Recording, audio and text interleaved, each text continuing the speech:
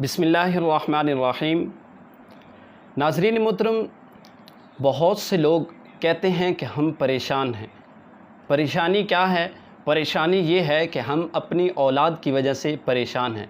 ہماری اولاد نافرمان ہے، ہماری اولاد برے کام کرتی ہے، ہماری اولاد اپنا سارا وقت جوئے شراب خانوں کے اندر گزار دیتی ہے، ہماری اولاد جو ہے وہ ہمارا کہا جو ہے نہیں مانتی۔ اور پھر بعض لوگ اپنے گھر والوں کی وجہ سے پریشان ہیں کہ ان کی بیوی جو ہے وہ ان کی بات نہیں مانتی، اپنے گھر والوں کی وجہ سے پریشان ہیں۔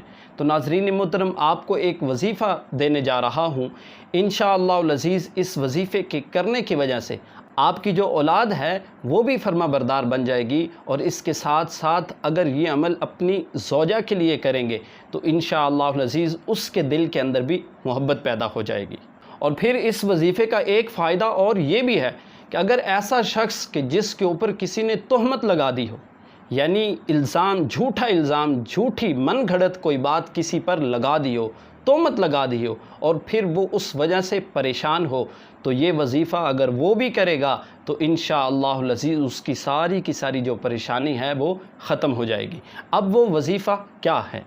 صبح کے وقت، یعنی جب نماز پڑھ کے فارغ ہونا ہے تو صبح کی نماز کے بعد آسمان کی طرف منہ کر کے 21 مرتبہ یا شہیدو یا شہیدو پڑھ لینا ہے۔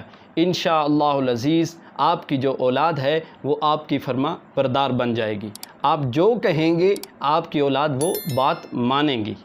اور پھر اگر یہی عمل یعنی یا شہیدو 21 مرتبہ بیوی کے سر پر ہاتھ رکھ کر، اس طرح دایاں ہاتھ جو ہے وہ اس کے ماتھے پر یعنی یہاں پر رکھ کر 21 مرتبہ یا شہیدو پڑھے گا، انشاءاللہ العزیز اس کی بیوی کے دل کے اندر اس کی محبت پیدا ہو جائے گی۔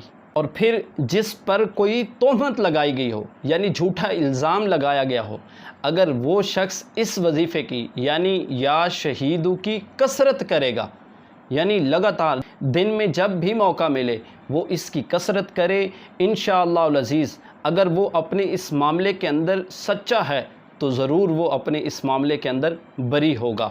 تو اس وظیفے کی کثرت کیجئے، انشاءاللہ العزیز اللہ رب العزت نے چاہا تو ضرور کامیاب قرار پائے گا۔